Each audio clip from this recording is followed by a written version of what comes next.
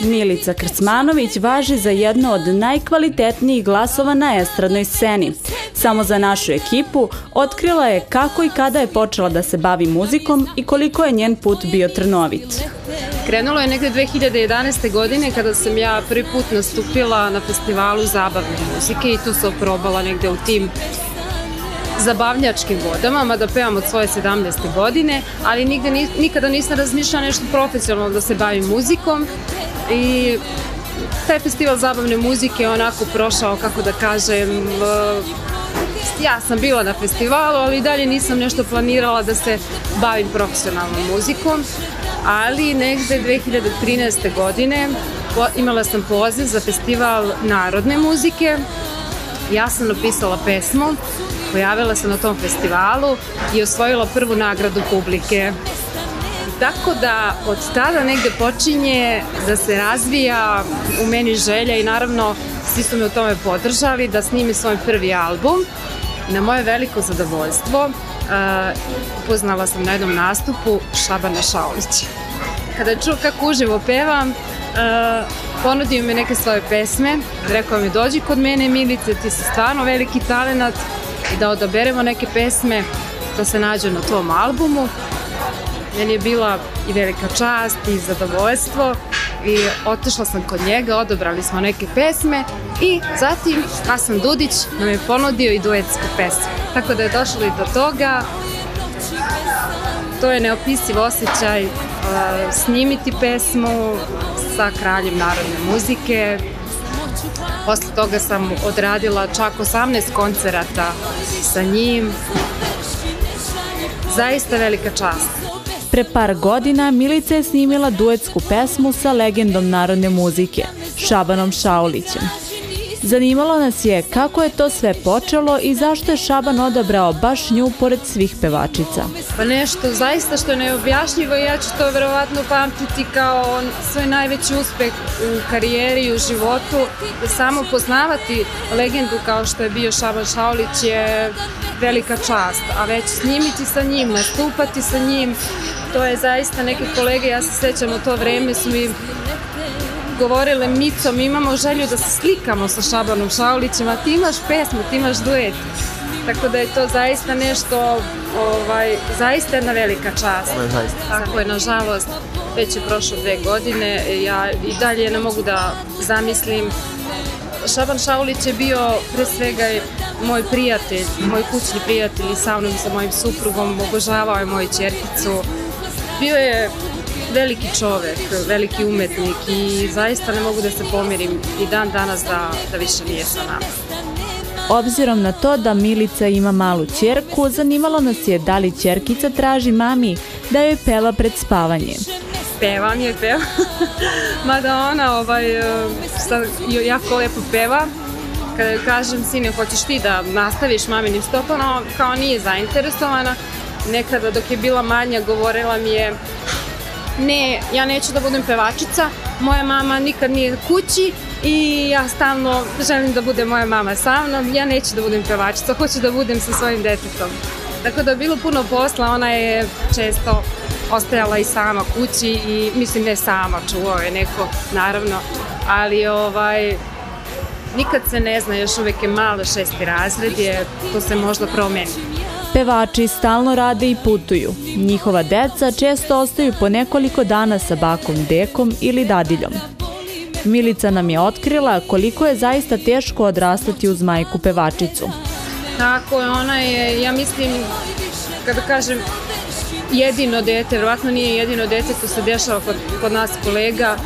Mnogo noći je prespavala auto čekajući mamu. Znači više, kažemo, dok si bila mala, više se spavala u autu nego što si spavala u krevetu.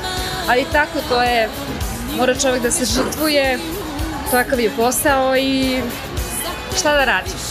Za 1 deceniju mnogo toga se promeni. Pitali smo Milicu koliko se estrada promenila u poslednjih 10 godina, koliko je tu. Pa šta znam, promenila se i iz dana u dan se sve više menja, da kažem, kada sam ja počinjala, i dalje je bila ta neka narodna muzika, poštovalo se, kvalitet se poštovao, dok u narednih par godina malo je to zalutalo, ali dobro, svako vreme donosi nešto novo, tako da ako to ljudi, publika prihvate, zašto da ne? Veliki broj pevača promenio je žanr muzike koju stvara baš zbog publike. A da li je Milica razmišljala o autotunu ili trepu? Pa ne bi, jer prosto ja sam ja. Ja pevam ono što ja najviše volim i to publika prosto osjeti, jer ne možemo publiku lagati. Ako je Milica publika je upoznala Milicu koja peva odlično narodnjake, ja pevam super i zabavnjake, ali negdje u narodnoj muzici se ja najbolje osjećam. I to je publika prepoznala i sad ja da snimim nešto drugo, ja mislim da bi rekli, ej bre Milice, kuda lutaš? Tako da verovatno ne bi. Sledim neki svoj put koji sam zacrtala i mislim da je to pravi put. Iz straha i neznanja roditelji često pokušavaju da ubede ćerke da se ne bave pevanjem i javnim poslom. Zanimalo nas je kako su Miličini roditelji reagovali na njenu odluku da se bavi tim poslom. Moji roditelji još tada su gurali me, ti moraš da budeš pevačica, ili ja pevam zaista od malih nogu i svaki dan sam pevala i u školi sam pevala, imala sam podršku i nastavnika i roditelja. To je tvoj put i to je zaista jako bitno. I imam sreće i suprug mi je velika podrška, jer bez te podrške porodice ja mislim da nema uspeha, nema ni svrhe baviti se nečim ako nemate podršku. Znamo da je Milica u srećnom braku, pa smo je pitali gde je upoznala supruga i kako je to upoznavanje izgledalo. Kada sam pevala, upoznala sam supruga. Tako da, eto. Kako to bilo? Lepo, ja sam jedno večer pevala, suprug je bio tu, upoznali smo se, ja sam tada imala 17 godina i eto, udala sam se u 18 godina i eto, jako mlada, već sa 20 godina sam dobila ćerkicu, svoju porodicu na prvom mestu i onda polako je krenulo to snimanje i karijera. Milica je rodila ćerku sa svega 20 godina. Pitali smo je odakle je želja za detetom u godinama kada njene drugarice nisu ni pomišljale na to. I dan danas mi je porodica na prvom mestu, pa onda posao je karijera. Pa ne, mislim, na prvom mestu, kažem, uvek je porodica.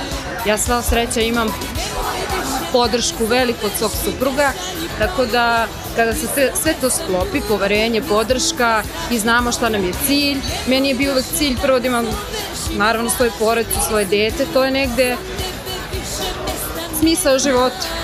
Nebitno je u kojim se poslom baviš, ja mislim da je smisao života imati zdravu, normalnu porodicu.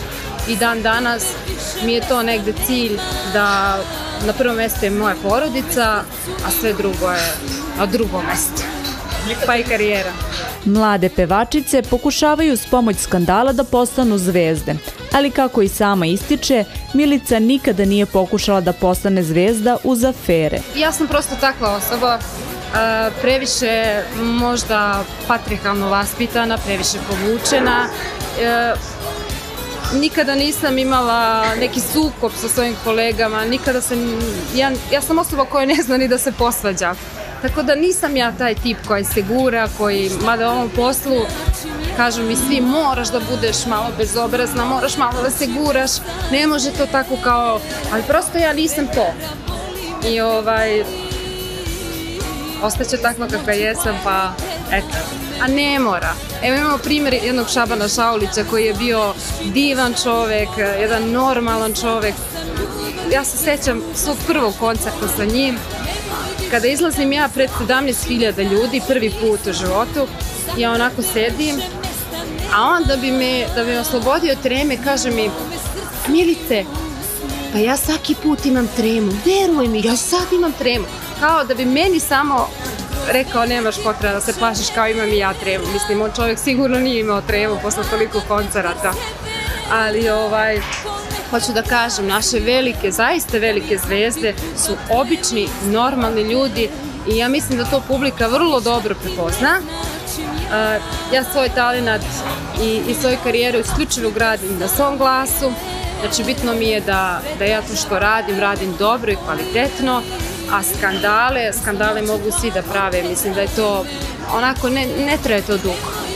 Ljudi često umeju da kažu da narodna muzika polako nestaje. Međutim, svi smo svedoci toga da na svakoj žurci, rođendanu ili veselju narodna muzika zauzima najveći i najlepši deo samog veselja. uvek se, i oni koji kažu ne slušamo mi narodnu muziku, kad krenu narodnjaci oni su na nogama, tako da narodna muzika nikad neće umreti, to je sigurno. Ona je čak, po mom nekom mišljenju, jer ja dosta radim i klubove, klinci od 17-18 godina baš upravo traže te neke stare pesme i to se toliko vratilo da je to, jer ne snimaju se danas mnogo kvalitetnih pesama i onda se moraju da vrate te kvalitetne, dobre narodne pesme. Neke Miličine koleginice imaju milione pregleda na pesmama. Kako Milica komentariše milione i da li su pregledi merilo za dobru pesmu?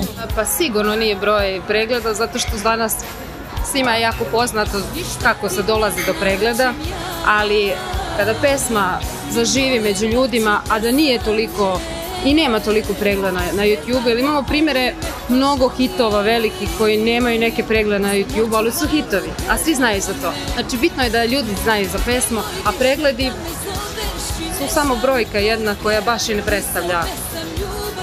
predstavlja uslov da će ta pesma da bude hit. Znači, pesma za nas pevače je osnov i kada imaš dobru pesmu, ne treba ni reklama neka velika, ne treba ništa, znači ona sama prodre do publike i hit je najvažniji, naravno. Više mesta nema, ni u mome srcu, ni u...